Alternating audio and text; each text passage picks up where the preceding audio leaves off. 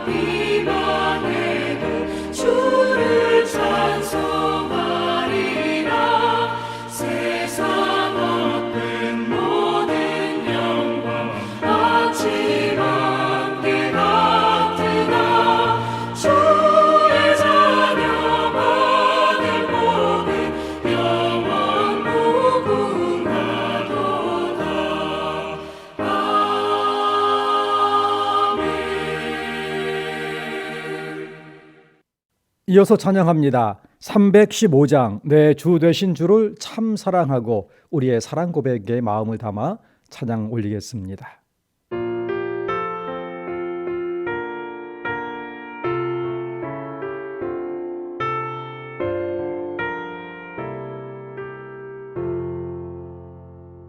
내 주 되신 주를 참 사랑하고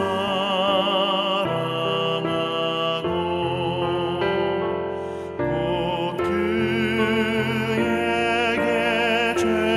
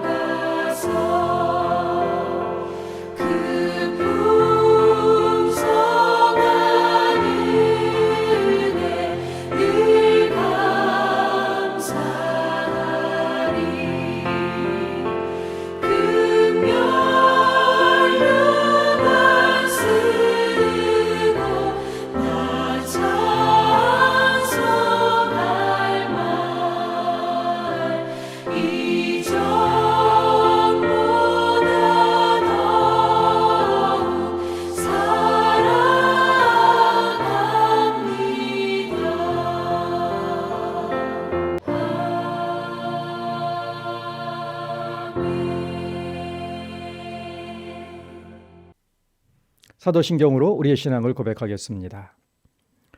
나는 전능하신 아버지 하나님 천지의 창조주를 믿습니다. 나는 그의 유일하신 아들 우리 주 예수 그리스도를 믿습니다. 그는 성령으로 잉태되어 동정녀 마리아에게서 나시고 본디오 빌라도에게 고난을 받아 십자가에 못 박혀 죽으시고 장사된 지 사흘 만에 죽은 자 가운데에서 다시 살아나셨으며 하늘에 오르시어 전능하신 아버지 하나님 우편에 앉아 계시다가 거기로부터 살아있는 자와 죽은 자를 심판하러 오십니다. 나는 성령을 믿으며 거룩한 공교회와 성도의 교제와 죄를 용서받는 것과 몸의 부활과 영생을 믿습니다. 아멘. 오늘 우리에게 주시는 하나님의 말씀은 느헤미야 7장 1절부터 4절까지의 말씀입니다. 느헤미야 7장 1절부터 4절까지 하나님의 거룩하신 말씀 받들어 읽겠습니다. 성벽이 건축됨에 문짝을 달고 문지기와 노래하는 자들과 레위 사람들을 세운 후에 내 아우 하나니와 영문의 관원 하나냐가 함께 예루살렘을 다스리게 하였는데 하나냐는 충성스러운 사람이요 하나님을 경외함이 무리 중에서 뛰어난 자라. 내가 그들에게 이르기를 해가 높이 뜨기 전에는 예루살렘 성문을 열지 말고 아직 파수할 때에 곧 문을 닫고 빗장을 지르며 또 예루살렘 주민이 각각 자기가 지키는 곳에서 파수하되 자기 집 맞은편을 지키게 하라 하였노니 그 성읍은 광대하고 그 주민은 적으며 가옥은 미처 건축하지 못하였음이니라. 아멘. 다 함께 홍해작전 기도 카드를 보시고 주제를 2번 크게 외치겠습니다. 주여 우리를 반석 위에 세우소서. 주여 우리를 반석 위에 세우소서. 다 함께 2021년도 홍해작전 공동기도문으로 우리의 소원을 하나님께 아뢰겠습니다. 처음이요 마지막이 되시며 세세토록 살아계셔 사망과 음부의 열쇠를 지니신 전능하신 하나님께 이 시간 마음과 뜻과 정성을 다해 기도하오니 첫째, 환난의 때에 서울교회를 초막 속에 비밀히 지키시고 장막 은밀한 곳에 숨기시며 높은 바위 위에 두시는 주님.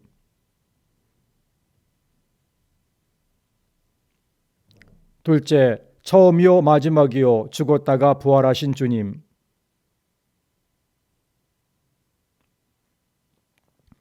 셋째, 우리의 모든 행위와 수고와 인내를 알고 계시며 주님의 이름을 위하여 참고 견디고 게으르지 아니한 것을 아시는 주님.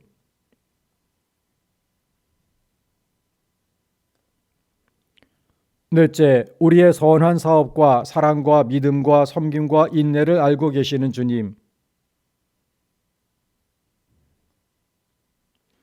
다섯째, 다윗의 열쇠를 가지시니 곧 열면 닫을 사람이 없고 닫으면 열 사람이 없는 주님.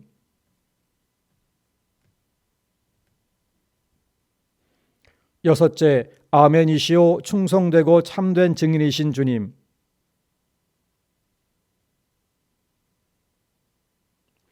주 예수 그리스도의 이름으로 기도드립니다. 아멘. 오늘은 이 기도 제목 가운데에 6번째 기도 제목을 붙들고 한 번 더 기도하겠습니다. 아멘이시오 충성되고 참된 증인이 되신 주님, 불로 연단한 꿈과 같이 흰옷을 입은 성도로서 선한 행실에 열심을 내는 그리스도인이 되게 하옵소서. 이 제목을 가지고 한 번 더 기도하겠습니다. 또한 나라와 민족을 위하여 기도하고 서울교회 온전한 회복, 완전한 회복이 이 홍해작전 기간에 이루어지게 하여 주옵소서. 기도하겠습니다. 파송 선교지 위에 하나님의 도우심의 손길 더하여 주시옵소서. 이상의 제목으로 합심하여 기도하겠습니다.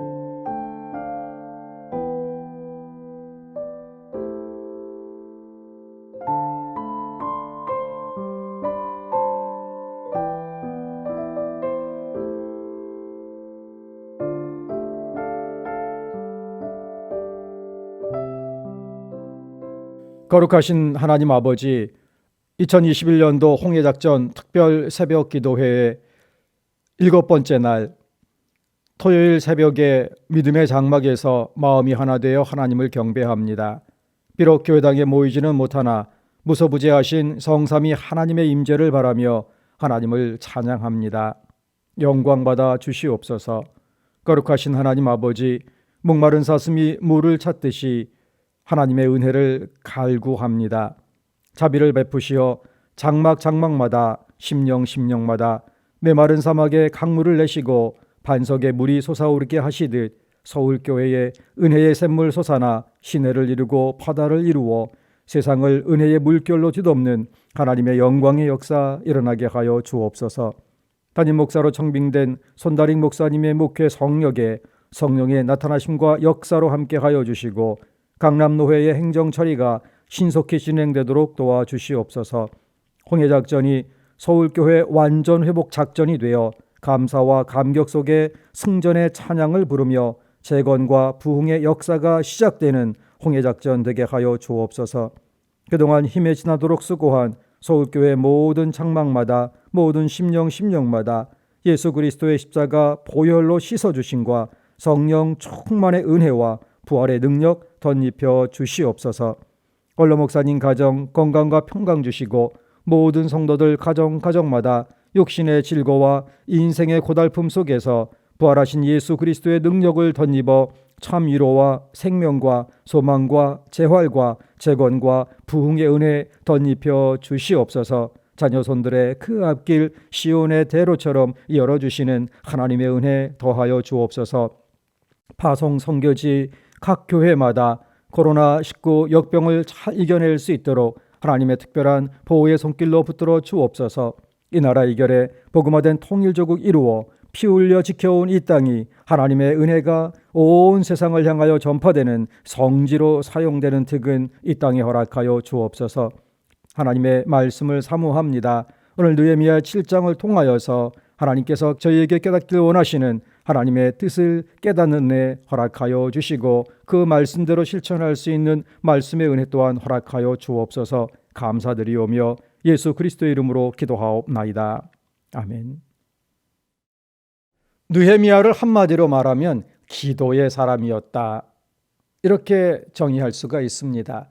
그의 탁월한 행정력, 리더십이 만세의 귀감이 되고 있으나 그의 진정한 능력의 비결은 바로 그가 기도하는 사람이었다는 것이고, 하나님께서는 그가 기도하는 사람이었기에 그렇게 들어 사용하신 것을 볼 수 있습니다.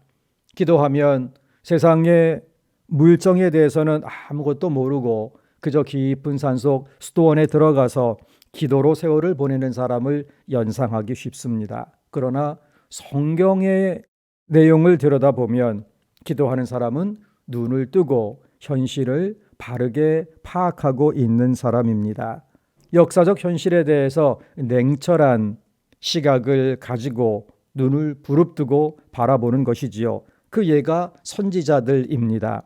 눈은 역사의 현실을 직시하고 귀는 백성들의 고통에 열려 있고 그 뒤에 또 위에서 들려오시는 하나님의 그 세미한 음성에 귀가 민감하게 반응하는 것입니다.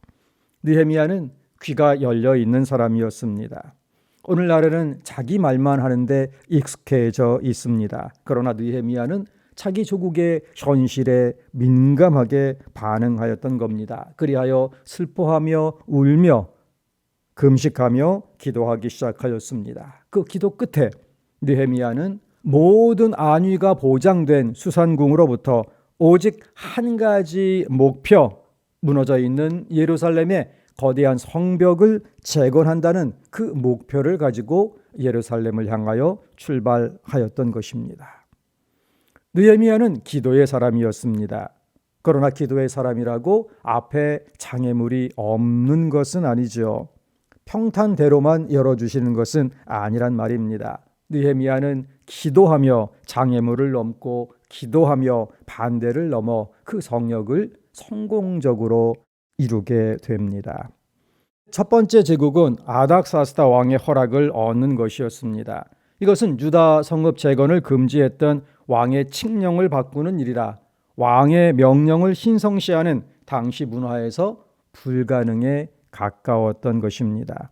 두 번째로는 주변 이방 민족들로부터 격렬한 반대가 있었고 또 유다 내부에서도 은밀하지만 강도 높은 방해거리가 있었음을 보았습니다. 그럼에도 불구하고 느헤미야는 기도하였고 기도하면서 리더십을 발휘하였고 하나님께서는 느헤미야의 리더십을 사용하셔서 그 성벽 재건 프로젝트를 완공시켜 주셨던 것입니다. 그 역사가 52일 만에 끝났다 기록하고 있습니다. 느헤미야 6장 15절 성벽 역사가 52일 만인 엘루월 25일에 끝나매라고 기록하고 있습니다. 느헤미야가 주전 444년 수산궁에서 예루살렘 성벽이 무너진 채 방치되어 있다는 말을 들은 지 9개월째, 예루살렘에 도착한 지 2달 만에 성벽 재건이 완성되었습니다. 무엇이 이를 가능하게 했을까요? 그의 능력, 그의 경험, 그의 인격, 이 모든 것이 다 필요한 요소였습니다. 그러나 그 중심에는 하나님을 향한 믿음이 있었습니다. 산을 옮길 만한 믿음이 있었던 것이지요. 하나님께서 명령하신 일이기에 하나님께서 이루어 주실 것이라는 확신이 있었던 겁니다. 느헤미야는 수많은 반대 세력의 그 치열하고 또 저열한 그러한 모함과 수많은 협박과 그런 방해에 둘러싸여 있으면서도 오직 하나님으로 인해 흔들림 없이 그 목표를 향해 나아갈 수 있었던 겁니다. 이렇게 해서 느헤미야의 성벽 재건 프로젝트는 대성공을 거둡니다. 그러나 느헤미야서는 이 성벽 재건 프로젝트의 대성공으로 대단원의 막을 내리지 않습니다. 성공 그 이후를 자세하게 기록하고 있습니다. 그리고 성공 이후에 보여준 그의 모습이 진정한 리더가 가져야 할 자세를 우리에게 교훈하고 있는 겁니다. 성공한 후에 느헤미야가 보여준 모습은 무엇일까요? 느헤미야는 자신이 열정을 다해 이룬 이 대성공에 만족하고 앉아있지 않았습니다. 그리고 성공이 가져다주는 그 유혹에 넘어가지 않았습니다. 느헤미야는 성공 이후에 지도자가 가져야 할 참 모습을 우리에게 보여주고 있습니다. 첫 번째, 성공의 영광을 하나님께 돌렸던 것입니다. 많은 리더들은 큰 업적을 이룬 후에 그것이 자신의 공적임을 자랑스러워하며 인정받기를 원하는 겁니다. 이스라엘의 첫 번째 왕 사울의 모습 어떻습니까? 아말렉과의 전쟁에서 이긴 후에 한 일이 무엇이었는지 기억하시나요? 기념비를 세우고 그것을 떠났던 겁니다. 하나님의 영이 사무엘에게 임하였습니다. 사울이 아말렉 전투에서 승리하였으나 하나님께서 명령하신 아말렉의 모든 것들을 진멸하라는 명령을 어기고 전리품을 자기가 취했던 것이지요. 이것을 고통스러워하며 왕을 잘못 세웠구나. 사무엘이 고뇌하고 고통스러워하는 그 상황 속에서 사울은 자신이 승리했다는 성취감에 도취되어서 자신을 위한 기념비를 세웠다 이 말입니다. 사무엘상 15장 12절 말씀입니다. 사무엘이 사울을 만나려고 아침에 일찍이 일어났더니 어떤 사람이 사무엘에게 말하여 이르되 사울이 갈멜에 이르러 자기를 위하여 기념비를 세우고 발길을 돌려 길갈로 내려갔다 하는지라. 그러나 느헤미야는 자신이 이룬 그 성취를 자기가 이룬 것이 아니고 하나님께서 이루셨다고 그 명예와 그 영광을 자신이 취하지 않고 하나님께로 돌리는 것입니다. 느헤미야 6장 16절 우리의 모든 대적과 주위에 있는 이방 족속들이 이를 듣고 다 두려워하여 크게 낙담하였으니 그들이 우리 하나님께서 이 역사를 이루신 것을 알미니라. 자기가 이룬 것을 주변의 이방 대적들이 두려워했다 하지 않고 하나님께서 이루신 것을 알았기에 두려워했다고 이렇게 하나님께 영광을 올려드리며 기록하고 있는 것입니다. 느헤미야는 그의 사명을 완벽하게 성공적으로 완수하였습니다. 그런데 이 목표를 완수한 후에도 느헤미야는 여전히 계속해서 하나님께서 쓰시기에 합당한 사람으로 그 자리에 남아있던 겁니다. 그래서 느헤미야 6장으로 끝나지 않고 7장으로 이어져 있는 겁니다. 느헤미야가 성공 이후에 보여준 모습 두 번째입니다. 이 성공으로 인해서 모든 문제가 해결되었다고 착각하지 않았다는 겁니다. 느헤미야의 성전 재건 프로젝트 완벽하게 성공했습니다. 많은 사람이 한번 성공하면 앞으로도 성공할 거라고 착각을 하게 됩니다. 그리고 이 성공으로 인해서 그동안 보여졌던 수많은 문제들이라든가 이런 것들이 다 해결되었다고 착각하기 쉬운 것이지요. 그러나 느헤미야는 그의 성공에 도취되지 않고 현실을 직시하고 아직 해결해야 할 수많은 난제들이 그대로 있음을 인식하고 있었던 겁니다. 느헤미야 6장 19절을 보게 되면 그들이 도비야의 선행을 내 앞에 말하고 또 내 말도 그에게 전하매 도비야가 내게 편지하여 나를 두렵게 하고자 하였느니라. 여전히 도비야와 도비야를 중심으로 한 저항 세력이 만만치 않게 움직이고 있음을 결코 놓치지 않았던 것이죠. 이토록 성공했으니 다 나를 따를 것이다 착각하지 않았다는 겁니다. 성벽 재건은 완성되었지만 느헤미야의 개혁으로 인해 피해를 입었다고 생각하는 세력은 절치부심, 재기와 역전의 시기를 기다리며 와신상담하고 있던 겁니다. 이 도비야는 느헤미야에게 적대적인 세력들의 우두머리요 중심이었던 것이죠. 느헤미야는 자신의 성공을 과대평가하지 않았던 겁니다. 성벽 재건은 완성했지만 유대 공동체의 재건은 아직 제대로 시작도 못했던 겁니다. 성벽 재건할 때 가장 강력한 반대자가 바로 도비야였던 것이죠. 이제 유대 사회를 다시 재건하는데도 가장 강력한 반대자가 바로 도비야인 겁니다. 도비야는 다루기가 매우 까다로운 존재였습니다. 유대인이었고 예루살렘의 아주 부유층과 긴밀한 상거래를 하고 있어서 많은 이들이 드러나지 않게 그를 후원하고 보호하고 지지하고 있었던 겁니다. 그리고 유대의 부유한 가문과 인척 관계를 맺고 있어서 쉽게 건드릴 수도 없었죠.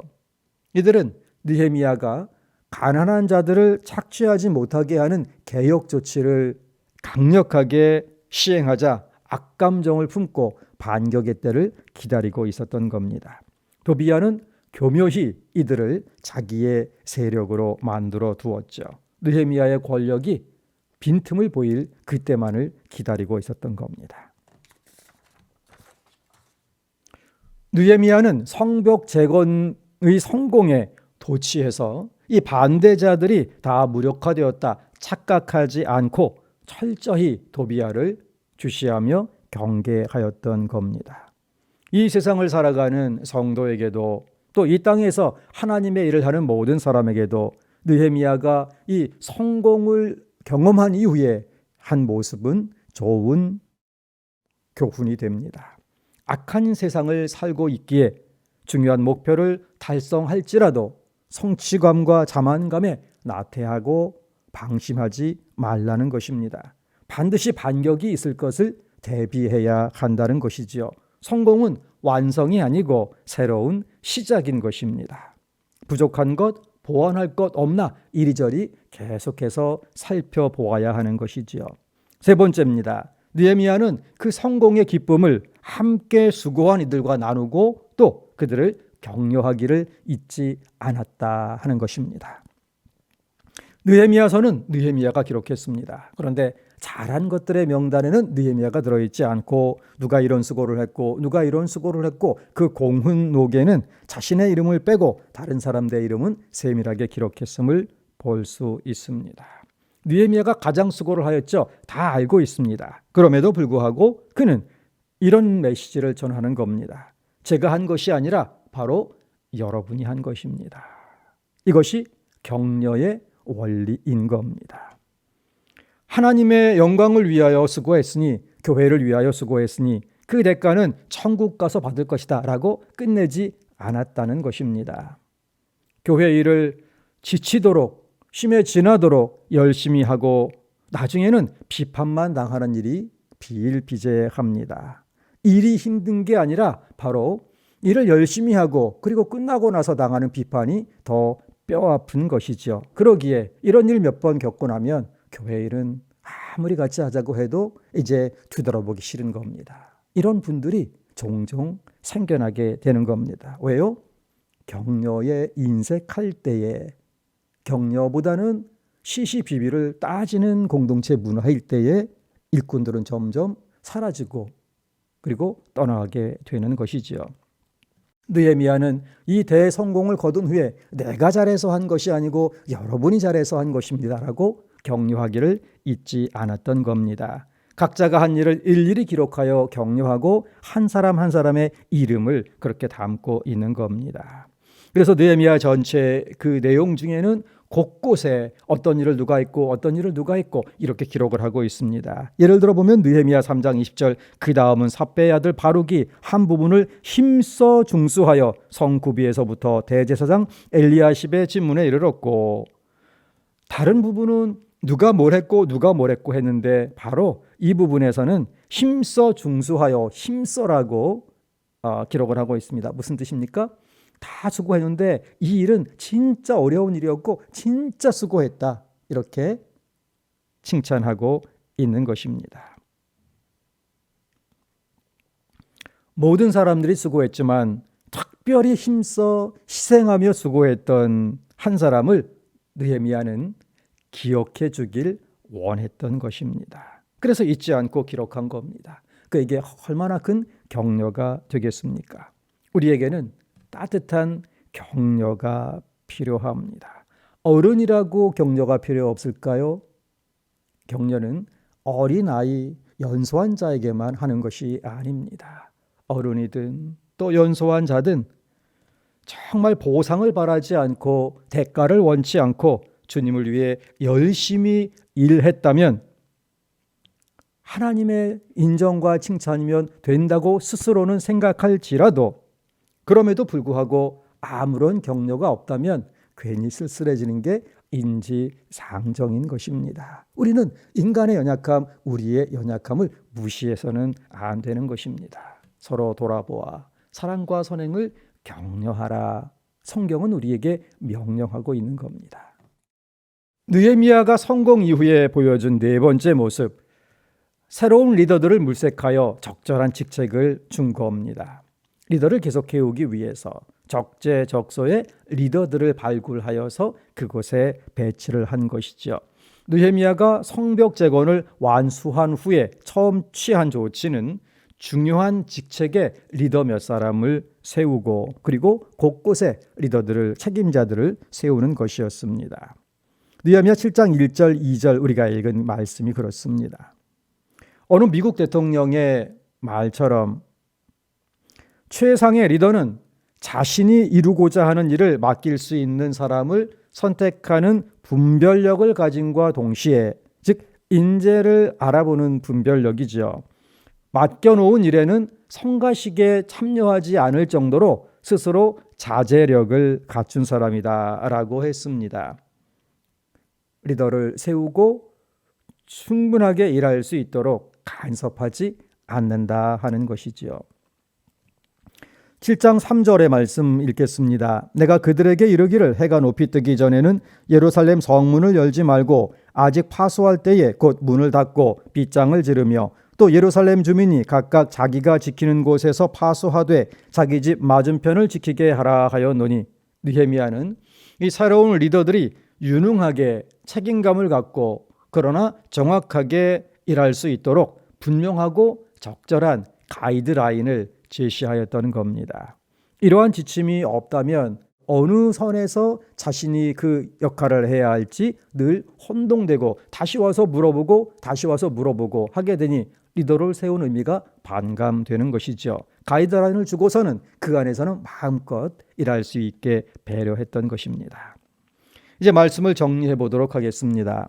느헤미야는 성벽을 재건하고 유대 공동체를 재건하는 일이 사람의 지혜, 사람의 능력, 사람의 노력만으로 이루어지지 않음을 알고 있는 사람이었습니다. 그러기에 기도로 시작하였고 기도하며 하나님의 도우심을 구하였고 또한 그 기도에 책임지기 위하여서 자신의 모든 역량을 쏟아부어 헌신했던 것입니다.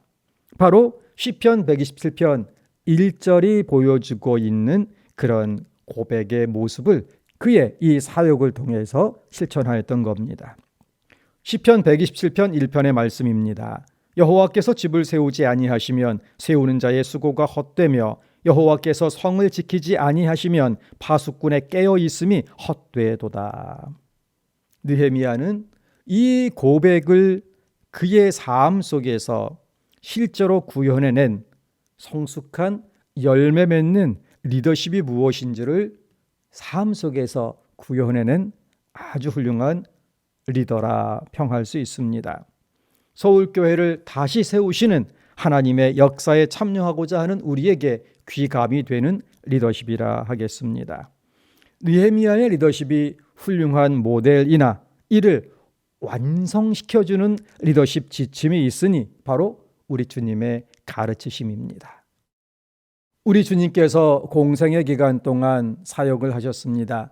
그 사역의 핵심 축은 인류를 대속하기 위한 십자가 죽음과 부활을 향하여 나아가시는 것이고 또 하나는 부활과 승천 이후에 세우실 교회의 리더들을 준비시키는 일이었다 하겠습니다.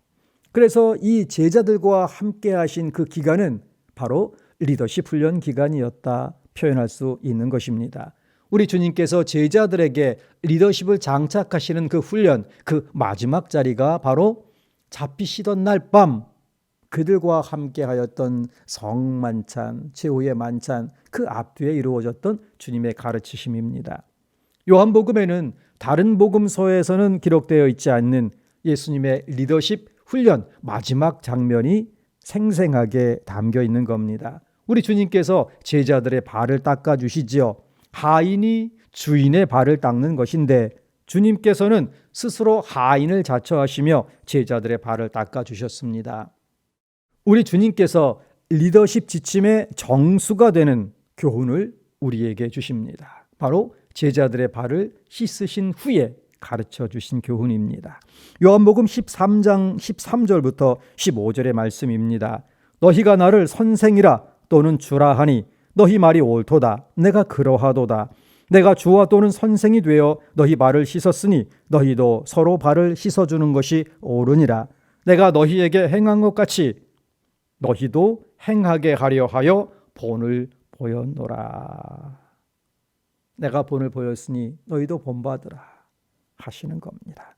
주님을 본받는 사람이 진정한 리더인 것이고 주님께서 본을 보여주신 그 마지막 가르침, 가장 중대한 때에 보여주신 리더십 그 지침의 그 정수는 바로 스스로 낮은 자, 하인, 종이 되어 상대를 섬기는 리더십. 그래서 우리는 이것을 섬김의 리더십, 영어로는 servant leadership이라고 하는 겁니다. 주님께서 본을 보여주신 섬김의 리더십, 내가 주인이라 여기지 않고 그 어느 곳에서든지 주인 행세하지 않고 단지 무익한 종이라 여기며 서로를 섬기는 종의 리더십을 장착하라 하는 것입니다. 어느 곳에서든지 경험이 쌓이고 연륜이 쌓이게 되면 새로 온 사람들에게 어떤 모습으로 보이느냐? 그것이 부서이든 조직이든 모임이든 어떤 곳에서든지 주인 행세한다는 느낌을 지울 수가 없게 되는 것입니다. 늘 경계해야 할 것입니다.